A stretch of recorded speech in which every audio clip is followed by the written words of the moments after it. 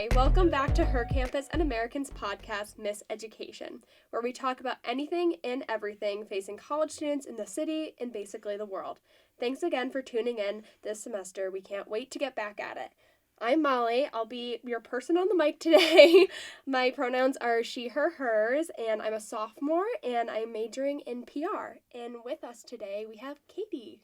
Hi guys, I'm Katie. I'm your special guest this week. I'm a grad student here at AAU, and I'm also a full-time federal IT reporter. Ooh. Pronouns she, her, hers, of course. Yeah. Awesome. We're very familiar with Katie on this podcast. Yeah, I was around last semester. You might remember my name in the credits. Yeah.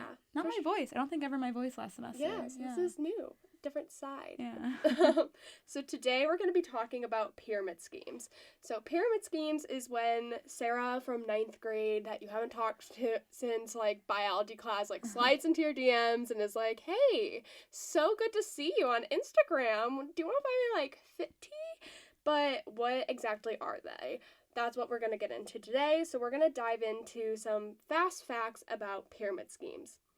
So to start off, the definition of a pyramid scheme is a business model that recruits members via promise of payment or services for enrolling others into the scheme, rather than supplying investments of sale products. So basically, they get all of their money from recruiting people, not actually from selling their stupid little products. As recruiting multiplies, recruiting becomes quickly impossible, and most members are unable to profit. As such, pyramid schemes are unsustainable and often illegal. So, yeah. And I think, a lot of times pyramid schemes look really appealing because it's a quick way to get money, and most level marketing schemes, MLMs especially, are under the guise of selling that product versus just recruiting, but all the money is in recruiting. Exactly. And then a little bit down below, we actually have a fast fact about multi-level marketing pyramids, multi-level marketing, so LMMs, as you just referred to, which are similar and sometimes almost indistinguishable with pyramid schemes, but the difference is that MLMs actually have what they're selling as part of their design, but again, it's very small compared to the recruiting fees they get, which is the main profit of these. So, why are they called pyramid schemes? So, these business models are named after pyramid schemes because the power structure of the scheme, the person at the top of the pyramid recruits a number of people who pay to become a part of the middle tier, and the middle tier then recruits people to become part of the bottom tier. In turn, all profit is dependent on the recruitment fees and funnels to the top of the pyramid. So it's really only if you're at the very top of the pyramid, the one, running the show, you're going to get money. Because the more and more far down you get, the more people you have to recruit. And a lot of people are more smart to not get into one. So at one point, you stop recruiting. You only really make money if you get in early. Yeah, exactly.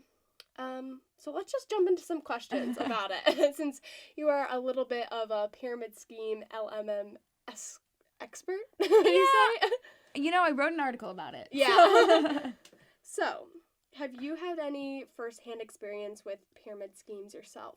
Yeah, I don't want to say necessarily pyramid schemes because I think when you hear pyramid schemes, it's an automatic bad connotation, but MLMs have such a softer connotation. Yeah. So I've definitely had experiences with MLMs, and I think a lot of people have. I've gotten those DMs. I have family members who've been in these kinds of organizations, and I've seen both success stories and devastation. I have a family member who got into one because she already had her own small business and she thought this product will help me advance that. And I have another family member who went away to college, low on cash, got into one, and it devastated her bank account. Oh, no. And it's something that she's so embarrassed by and ashamed of that she won't even talk about it with me, which I think also shows there's a lot of blame we cast on people that get into it when there's a whole bigger structure behind it.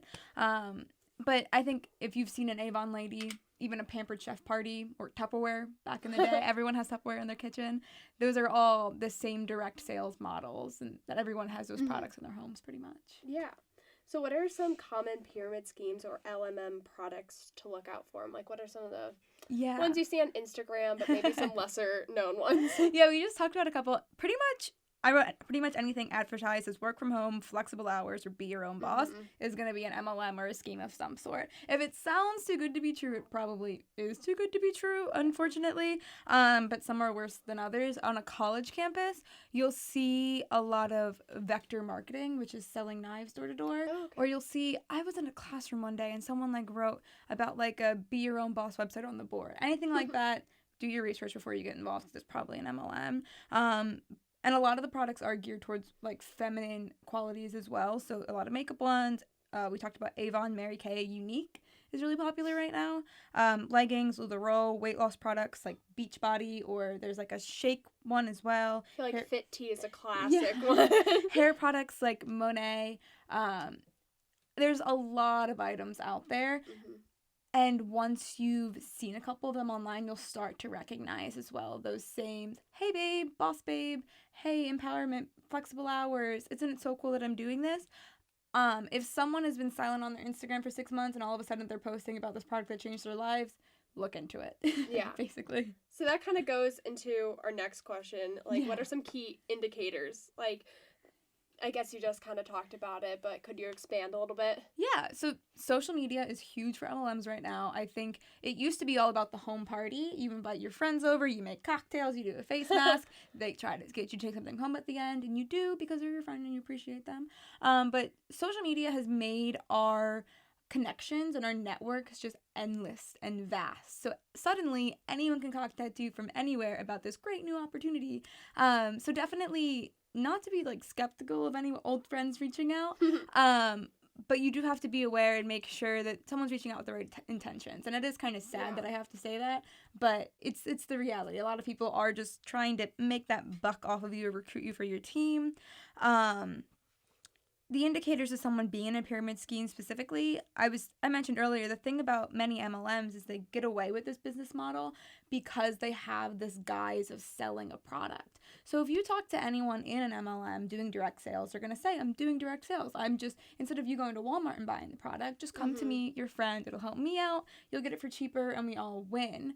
And the thing with that is the money isn't in buying that mascara or buying that face mask. The money's in you joining their team, because then whatever money, say you join my team, whatever money you make, I get a portion of it. Whatever money I make, they get a portion of it. So it's in my best interest to recruit people. Yeah. So if you ask someone, is this a pyramid scheme? They're going to say no. So you really do have to do your own research around it from time to time and get to know those companies before you do get involved. And I would just say generally a lot of them use the same selling points about a recognizable, if you know it, tone and voice and hey babe, hey hon, hey girl. Again, it sounds like stereotypes, but these are very much feminine geared business models most of the time. And I'll get into that more later. But yeah, lots of emojis.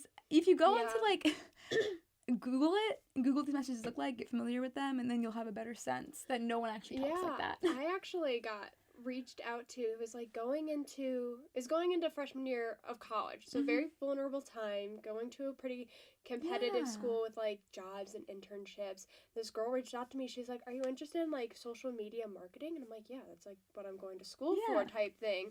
And I was like asking her about it, and I'm like, wow, it's the flexible hours things, hey girl, seems super flexible. She was like, I know you're a student, like you're gonna be a student, you need hours. And then I saw, like, the products, and I was like, oh, my gosh. Like, it was, but, like, they really do kind of suck you in. I'm curious to how you realize, like, this is not something I want to be a part of. Yeah, so I asked her, like, what the products I'd be selling would be, and they were a type of, like, coffee that, like, makes you lose weight. You can kind of just tell right off the bat from, like, the websites that it wasn't a very high-quality item type thing, and I think that was an immediate red flag for me. And then I kind of was like, I'm gonna stop talking. And I think that's like, I have a thing where it's like, don't comment on people's bodies ever. Just like mind your business, unless they have spinach in their teeth and you can fix it in 10 minutes. your body is your own business. Don't comment on Exactly. it. So you're coming into my DMs and telling me I should buy weight loss products. You don't know my experience with an eating disorder, for example. Maybe I have an injury. Maybe I just had a kid. Like, you don't know Yeah. my experiences with my body enough to come in my DMs and tell me I need to drink diet coffee. Yeah, it's very invasive. Yeah. And I was like, immediately, I saw like the products and I'm like, that's not something I want to promote. And then Yeah. later on, because at that point, I really hadn't heard about LMMs or like pyramid schemes at all. But I knew, I don't know, I just was like, I knew I didn't want to like sell those products. And later I kind of learned about, the whole design of these like Yeah. business models. And I was like, oh, thank God. And you trusted your gut. Yeah. That's really good. Yeah. But I think, talking about like who they recruit, like what are some of the tactics people use to like recruit people joining, and I think part of it from like my snidbit of a experience is Yeah. like picking people who are kind of like vulnerable to the market. yeah. So if you wanted to expand on that. Yeah. Well, I mentioned this earlier, but I don't blame anyone for getting into Yeah. a pyramid scheme. I think there are very predatory tactics for recruiting people. Mhm. I think it preys on your insecurities, your vulnerabilities in a lot of ways. And so if you're in this situation, it's nothing to be ashamed of being a victim about, and B, it's not their fault. I don't want anyone to walk away from this and think I need to go DM Sarah from high school and let her know like what you're doing is a pyramid scheme, because it's really just, it's not their fault. Yeah. I think a lot of people that join them, they target a lot of moms because Yeah. they're looking at people who want flexible hours to spend time with their kids or want to get back into work. They're using female empowerment narratives about boss babe and girl boss, and they're Mhm. taking those narratives and saying this is how women can rise up by starting their own business, but they're actually getting taken advantage of in those situations. And I think it's sold as direct selling, like I said earlier. It's sold as, we're friends, this is a secret that I have, I can share this with you, it'll be cheap, I love these products. And it's sold on that, the kind of dream narrative. And I think once you start hearing those things, you need to take a step back and do your research and make sure that what you're getting into is legitimate. Yeah, and I just think it's predatory tactics. Yeah, and especially with the people like reaching out at that point, it's like, well, what else are they gonna do? Like they're Yeah. kind of trapped in this situation, whether they know it or not, Mhm. and because we talked about how a lot of people just lose tons of money Yeah. from this, and so, but at some point, I mean, it might be even that they're reaching out to you and they don't know what else to do, Yeah. So And it's, like I said, I don't want to blame people that are in them. The people that I Mhm. do blame are the people who know, yeah, who are running the show. the people who are running the show, because a lot of these people are just saying this product changed my life because it made me money. Well, yeah, it made you money because you got in the first year and you took Mhm. advantage of 10 people below you. Yeah. And you took money from their pockets and you exploited them.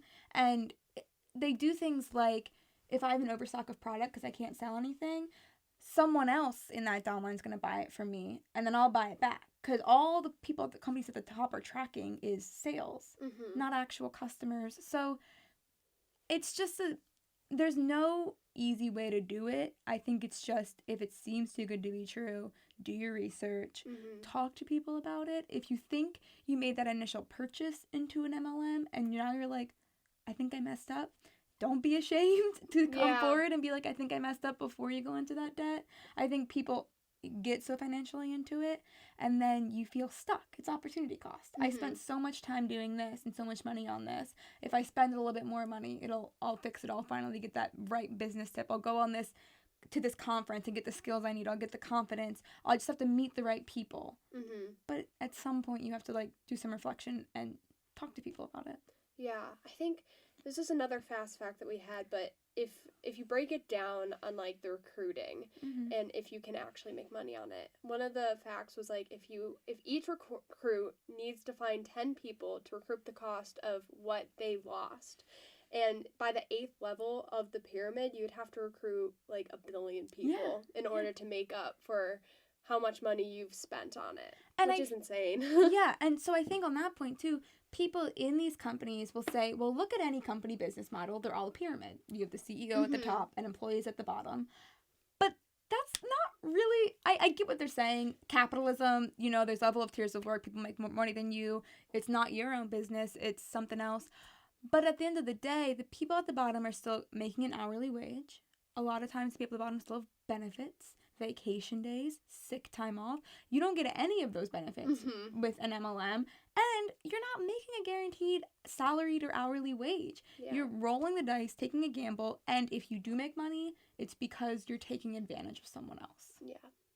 This is an interesting question. Okay. Do you think they're all bad?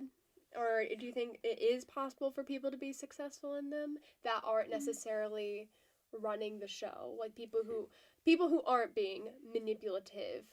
Do you think it's possible for people Yeah. to be successful? So the person in my life who is in like an MLM, who I mentioned earlier, who kind of had a small business, she saw a product she liked, and then she incorporated that into her small business.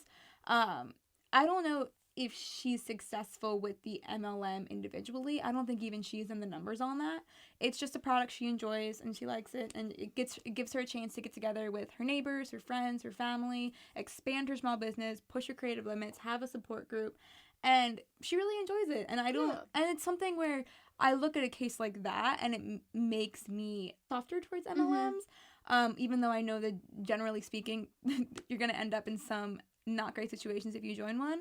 And I don't like saying they're all bad because that implies everyone in one is bad, and but I also can't sit here and tell you that it's a good business model. Yeah. You know, I can't say that there's a good example of one because they all kind of turn out the same. Yeah. Yeah, but I like what you said about how, the model might not be good, but that doesn't mean the people aren't good. Especially the people who, are at that more bottom level of the pyramid. Yeah. People who aren't running the show and know that it's not a very constructive business model. Yeah, and it's like if you like Avon makeup, you like Avon makeup. Yeah. And it's or Mary Kay products or something. It's like everything. There's no ethical consumption under capitalism. There's no ethical if you're shopping at, you talked about sustainable clothing. If you're shopping at Forever 21, H&M, you're not almost any choice you make to spend your money, you're giving to a system that may not agree with your core values and ethics. But we weigh those decisions and we make them anyway. And so I think it's a personal, what your experiences are, who's doing it, and it's a case-to-case basis as well. But it is a shoddy business model, and I don't agree with any of that. I don't agree with having people being taken advantage of. Especially the manipulation of kind of like the feminist voice behind it. Yeah. I really don't like that. Well, and that's when I wrote the article for her campus last spring for our print edition, that is what I really wanted to talk about, because we are a magazine focused towards gender issues, and it really is mostly women. You look at the products, they're traditionally playing into feminine qualities and young people, and it's manipulative. Yeah, so that goes right into our next question, Yeah. like, why do you think women are targeted in the pyramid scheme, and, like, how big of a role does gender play in, like, targeting for pyramid schemes? Yeah. I think I read a stat that was like 75% of people in MLMs are women. And when I think about the MLMs that I know and the products that they sell and the people that I know selling them, I don't know if I can think of a man doing it. You know, in my own lived experiences, it's mostly women selling these products, and they're mostly geared towards traditionally feminine traits. And I think that has a lot to do with this specific societal pressure that women face. There's this need in modern feminism to be empowered and be financially independent to no end, to sacrifice your own happiness to fit into, I call it like capitalist feminist model, where you're like that boss babe, that I'm a business owner. And I think it's really great to empower women to be financially independent, but I think what feminism should be about is doing whatever you want. Yeah. And feeling secure in your choices and not being forced to fit a mold of whatever. But there is still a pressure on women to fit a mold, even if it is leaning towards a feminist mold or an anti-feminist mold. And so I think selling that boss babe narrative, you're saying this is female empowerment, and preying on women in vulnerable situations, such as mothers, people who just lost their jobs, or I see it a lot too with military spouses, interestingly. Yeah, I've noticed that too, actually. Yeah, I don't know why that is. I don't have any, theories on it, but I think maybe, I'm not sure. Yeah. Just, usually they're more financial, because it might be because the whole thing, like, you get a lot, there's kind of a stereotype with military wives that they're very dependent on their husbands just because they marry for benefits, that whole thing, they marry young for benefits. So it might be kind of in a counteract of that, where it's like, well, I also own my own business, like, I don't know. Yeah. I mean, that's just me thinking. But No, I think that's a really great idea, and I think ultimately, I think it comes down to preying on insecurities. I think so too. I think it's whether I'm insecure. I mean, I'm insecure about my own independence sometimes. And if you told me I could have my own business, $1,000 down payment, it's an easy selling point, and it's a way for me to have my own thing. And I think that's also when it started with companies like Tupperware, it was all about giving women the opportunity to get out of the house as well. So it started as this way to say you can hang out with all your friends and be social, not under the confines of this household structure, and do your own thing. And I think it's really great to encourage women to do that, but it's become a way for these corporations to make money. Yeah. I think also, like, with the feminist movement kind of taking a different lens, like, in 2010s, like, it's been its own thing, I think, also combined with just, like, social media, as we touched on before, but also just, like, the hustle movement.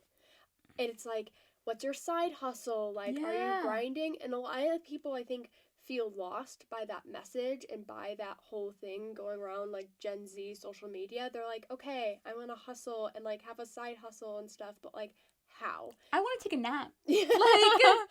But then you're like, how am I going to do a side hustle? How am I going to be that cool boss girl? Yeah. And someone slides in and it's like, perfect way to do this. And it's kind of manipulating the narrative. I'm thinking of, I can't remember the author of this article, but I think it was in The Cut, and it was called The Ambition Collision.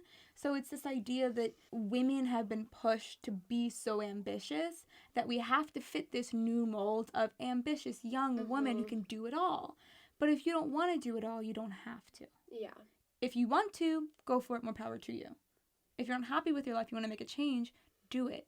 But I don't think this feminist narrative should be about side hustles and because it all goes back to your worth is only the dollars you contribute to this world, and your worth is so much more than that. Yeah. I think I especially feel it at, like, American, at a competitive school like this, and I'm sure the other DC schools or any university can relate, where it's like, what internships do you have? What extracurriculars do you do on top of school? And it's just like all this, how many things can you put on a resume? And then in the workforce, it's like, how much money are you making? It always escalates to something. And women should talk about salaries because we're underpaid. But you're not a line on your resume. You're not an Instagram post about your MLM. You're not a GPA. You're not a weight. Like, you're none of these things. You're an accumulation of your experiences and your thoughts and your feelings. And I think things like MLMs prey on our insecurities that we have to fit a mold. And that's why young women, college students, are easy targets. It's also just like, I need money. Like, we're all broke, dude. Like, I don't want to eat ramen for dinner, so maybe if I give my last $10 to this MLM, then I'll make money in a month. I don't have to anymore. And they just keep sucking it dry. Yeah. It's very easy to get involved. And I think there's such a big taboo around them. And I mean, in some senses it's granted because they are manipulative and they're not very constructive business models, but it's also like, people do fall victim of them, and victim is a hard word. Yeah. And I think they're especially popular. There's a really great podcast I recommend on this subject. It's called The Dream. It's by this woman named Jane Marie, and its first season is all about MLMs, and she does a really great deep dive into all the nuances, and she even has, like, a member of her team join an MLM, and it's a really great deep dive into all this and the details that we can't get into or can't remember for this episode. But she talks, too, about how its effects in rural and suburban communities when there's less opportunities for jobs and getting out of the house, especially if you have kids that you have to also take care of. Yeah. Wow. That was a great interview. I feel like I learned a lot. Yeah, they're crazy to think about. Yeah. Especially going deep diving and, like, actually thinking about people who are, like, in them. Yeah. Like, I think a lot, like we just said, like, there's a taboo around them, but it's a lot. I mean, if you want to go deep dive conspiracy theory, there's an MLM pyramid scheme, Amway, that most presidents have been involved in. Amway. Like, American Way, Amway. Bill Clinton's giving speech for them. I'm pretty sure I think Donald Trump has his own pyramid scheme, if I remember correctly. So if you go deep dive past all of like the gender spectrum we're talking about, it is at all levels. Like, not to have a tinfoil hat on. Yeah. But people, you'd be surprised if you look into who has spoken at these conferences and what they've gained from doing that. That's crazy. Yeah. That's good It's- follow-up content. Yeah, it's scary. It's scary.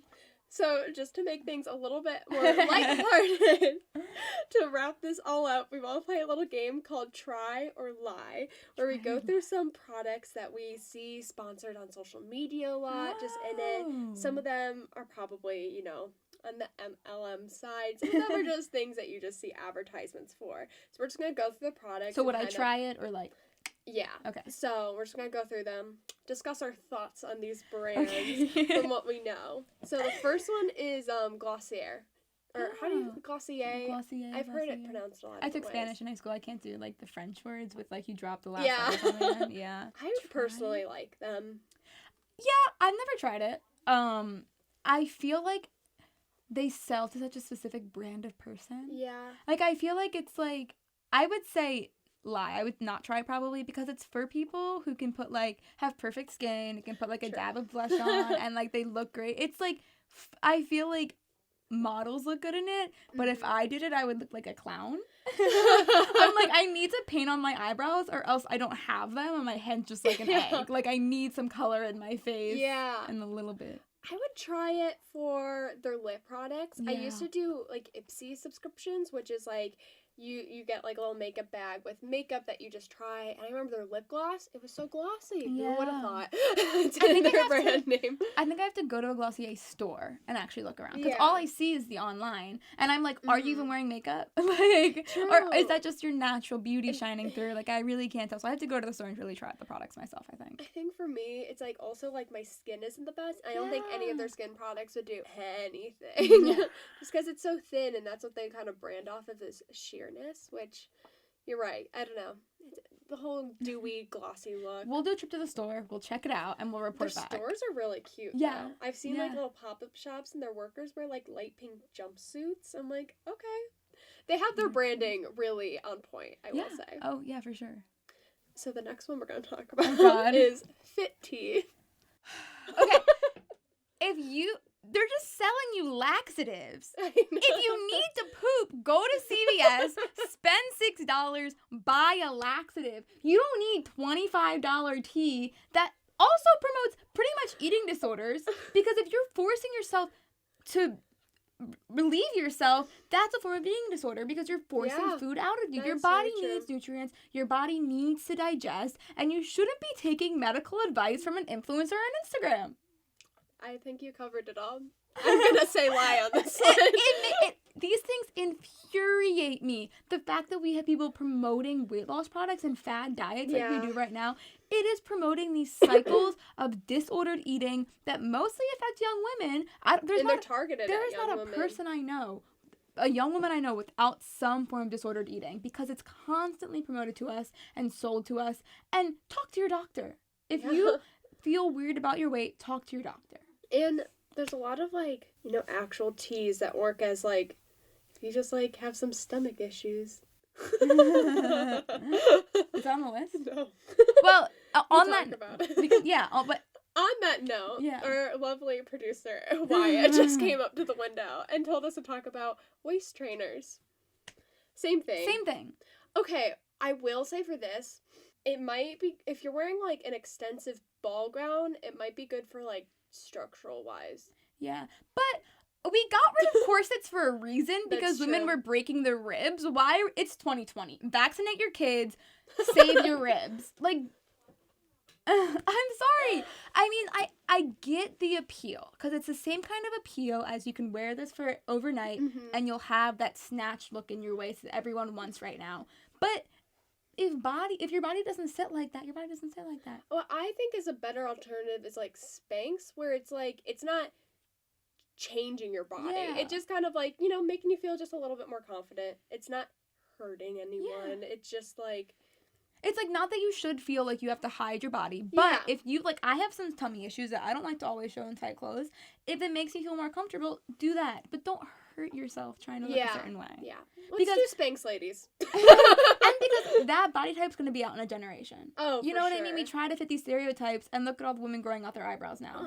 Like, also, it's literally impossible for, like, I feel like girls get really insecure about, like, the little tiny pouch, like, right, like, at the bottom of their belly. That's literally your, like, uterus. Yeah. Literally your organs. Like, that's not going away anytime soon. Hate to break it to Yeah. you. And it's just like everyone's body sits differently. You find Yeah. a weight that works for you, you settle into it, it fluctuates, it changes, and you just kind of get comfortable with those ebbs and flows of those bodily functions. Okay, on a different note. Oh, yeah. This one's a okay. nicer one, I promise. Okay. Bare Minerals. I really don't know much about Are they them. still around? I always think they're just, like, mom's makeup. I literally just know Bare Minerals from this girl in middle school who was like, I swear by it. And it was all she used. But I don't know anything about that. I just think it's kind of one of those, like, my mom used to use Clinique a lot. Yeah. Because she has a lot of allergies. So that's, like, the only one. Bare Minerals and Clinique were the only ones that she used because it wouldn't give her. She had, like, allergies to, like, mascara. She has allergies to everything. But, like, those were the only two that were, like, good. I guess more natural. Yeah. I don't know, though. Like, you never know. It just seems like they're more natural. Yeah, I don't know. I mean, like, I'll try it, I get your guess. money, Bare Minerals. Like, Yeah. it's not for me, but you must be doing fine. Yeah, I mean, if someone were to gift me Bare Minerals, I'd try it. I would try it. But I don't think I'd ever go out of my way to, like, get it. Yeah. Unless I saw, like, a really amazing review for it. Yeah. I don't know. It just seems kind of boring. I would try it, Yeah, but probably only for free, like you're saying. Or, like, get a sample. Yeah. exactly. Next one. Poshmark and Depop. Yeah, I'm there. Yeah, I'm really Yeah. there. I don't think people should buy most of their clothes new. I don't think Like, so hot either. take, like, That's a whole episode. yeah, like thrifting, resale. There's so many options nowadays, especially from the ease of your phone or your computer to Yeah. go and Thread up. yeah. I mean, I'm someone who prefers to I like trying clothes on. Don't get Yeah, me same. wrong. So I get it, and like there's not always a great inclusive range of sizes and styles. So I Mhm. get it, but yeah, look, check it out. Support your friends And selling their so clothes. many people love online shop. Like, Yeah. again, I prefer in-store shopping just because I like it as, like, an activity. Yeah. And, like, things, even if I know my size, like, I really range sizes a Mhm. lot. But, like, a lot of people enjoy online shopping. That's, like, their primary way of doing it. Yeah. And it's literally perfect. And what I like about those stores is that people are always like, oh, when I go to a thrift store, I can't find trendy things. But Depop and Poshmark literally have, like, you can get stuff that's from Urban Outfitters, Lulu's, all those things, but you get it secondhand. So And you it's can just search. so much better for everyone. You can say, I want a yellow Urban Outfitters jumpsuit. You know, you think well, it's going to take you 2 hours to find. Mhm. You know, try it. Have tried it. Yeah. I'm there. On a very opposite note, Oh, God. Shein. I could go on and on about this company. Go on. Go off. I Go off. What are the... absolutely hate this company. It's so unsustainable, unethical. They pay their workers way under a fair wage. And half the time you don't even know where the manufacturer is coming from. But the fact that clothes should not be that cheap. If they're being made ethically and correctly and sustainably, they're not going to be $6. Hate to break it to you. And they're what, made out of paper? Yeah. They're not Also, good their quality. sizes are all whack and stuff. Yeah. There's been, like, reports of people, like, sewn, like, help me into their stitching. That's how bad their labor is. But, again, it's kind of what we were talking about with, like, MLMs and pyramid schemes, is that they target people who are on a budget. They want the trendy Yeah. urban... They really hit hard, I noticed, on, like, Urban Outfitters clothing, because that's Mhm. kind of, like, the trendiest store, I feel like. And they, like, redo them Yeah. for, like, half the price. But it's like, if one company's making it for $60 and one company's, not saying that Urban Outfitters is the most ethical or sustainable company Mhm. either, but if one company's making it for $60 and one company's making it for $10, there has to be a reason why. Yeah. So, I don't know. I really don't like that company. And it also makes it so much easier to be unsustainable Mhm. because, one, the quality is crap, so Mhm. they rip and then you have to throw them out because when things are actually destroyed, like, you can't even donate it at that Yeah. point. And because it's so cheap and so you can buy those just really trendy neon things that are not going to be in a year, then you have an excuse to just get rid of it Yeah. afterwards. Yeah. So, And I think overall, no. I It's a think no it- from me. it can be hard with fast fashion and cheap clothing options because, I mean, I get it. People don't got money to buy new clothes. Yeah. But they want to look good. Again, the Yeah. very specific targeting factor. Then there are like economic reasons why I get when people shop from them, but there are alternatives. You know, there's really great thrift stores in the DC area that sells cute clothes. You can customize them. You can put patches on them, cut them up. Exactly. You can have clothing swaps with your friends to kind of, because if it's not your style anymore, it might be theirs. I have friends who are going through like changes or transitions or different areas of their life where clothes I don't need anymore suit them now. And it's like talking to your friends and finding people who have a similar body type as you that you can like exchange things with, and taking the extra time, if you have it, to make a better choice. I think also, if you're complaining about clothes being too expensive, then it's so easy. People always are like, it's so hard to shop sustainably because it's so expensive. One, thrift stores are not expensive. Yeah, and it's sustainable. Because if you buy H&M in a thrift store, that's much better than buying H&M from H&M. Yeah, like you can find, there's a lot of thrift stores that have, like like a month ago, I went to Plato's Closet in Chicago, and I got like a Forever 21 jean jacket. And I'm like, I'm not going to feel guilty about it. I'm not buying Forever 21, but it's so nice. I got an $8 jean jacket, you know, that's trendy and cute. But then also I feel like if you just decide not to shop as much, and you might buy more expensive pieces, but you invest in those pieces and you're like, I'm going to wear this piece again and again. Before you buy it, you come up with 5 places or different outfits you can wear it with. That, in the long run, that it's actually probably less expensive. I will say where it gets hard is at this age. Now we need like professional clothes, which are always expensive, and I don't want to buy. And so that's thrift stores, I think, have great like blazers. And there's some thrift stores that are dedicated to business clothes. Yeah. Or even your friends. You have a roommate, go into their closet and see if you can like make something work for work tomorrow. Exactly. Yeah. Especially getting creative with it. Yeah, that's a big no company from me. I've blocked them because their ads will pop up because I'm in their target audience. So I literally block them on Instagram, Facebook. Okay, another one, Fabletics. They're like, I feel like every influencer is sponsored by them. Yeah. They have that good like deal that's like $100 value for like $25 on your first purchase when you're a vegan. Why do I know that? Like, you're brainwashed, dude. You're like targeted. Like I'm so targeted. They got into your social media feeds. That's crazy. They're cute. Yeah, I don't know anything about them though. I know they have like the celebrity stuff. Yeah, I think it's Kate Hudson. Are they like subscription? Yeah, they have like a VIP membership. Yeah. See, I feel weird about companies like that. Because you're going to make me pay to shop at your store. Yeah. Like, you know what I mean? Like, it's like a cover fee at a club. Like, I have to pay just to get in. And then I have to buy a drink. Oh, that's funny. I never thought of it like that. I think I was looking to buy stuff from Rihanna's, like, lingerie line. Because she has, like, really cute stuff. Yeah. But it's the same idea where it's, like, a fee that you have to pay every month. To get, like, special discounts or whatever. And it's like... I really gotta pay to get in. What I really like is I like the sports bra, but I like the longer sports bra look where it can work as just like a shirt, so you don't actually have to wear I really like that look, and I feel like I always see they really know me like a lot. They know I like that, and I'm like, where's a sustainable company that has this? Yeah, that's so funny. But do we have a middle in between try and lie? Because I'm like right there with them. I'm like meh. Yeah. If I was gifted it. Yeah. But I don't think I'd ever go if I had a coupon.